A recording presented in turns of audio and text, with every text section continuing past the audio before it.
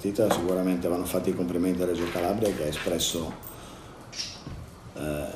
non solo la consueta grande qualità di gioco, ma anche estrema professionalità e correttezza, e impegnandosi, giocando per vincere, dimostrando il proprio valore al di là di tutto quello che è accaduto e potrà accadere. Quindi questo va riconosciuto anche senza Pecker, quindi insomma, voglio dire, una partita da parte loro straordinaria per intensità, per attenzione, per lucidità, per aggressività. Noi non siamo stati pari né per lucidità, né per aggressività, né per capacità di interpretare determinate situazioni. Questo tipo di assetto ha tolto, secondo me, dal gioco proprio Cannon, impedendoci di giocare qualsiasi tipo di situazione per lui.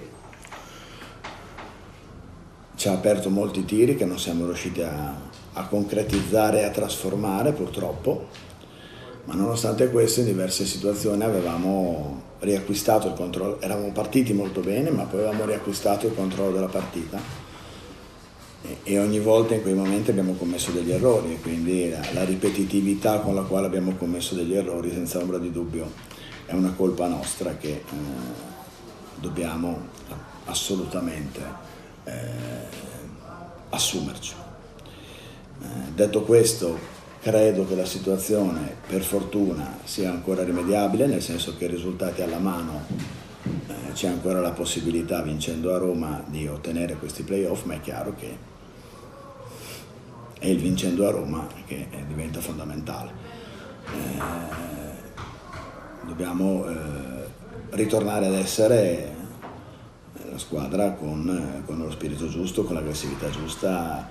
Evidentemente la paura che abbiamo preso contro Napoli non è servita a sciogliere i nodi nei quali abbiamo ingabbiato una determinata fluidità di gioco, e oggi l'abbiamo pagata tutta, perdendo soprattutto tutte le fasi della gara in cui avevamo ripristinato il controllo, avevamo ripristinato il vantaggio, e quindi in quella situazione dovevamo assolutamente riuscire a contenere i nostri avversari e a chiudere la partita. Non siamo stati capaci.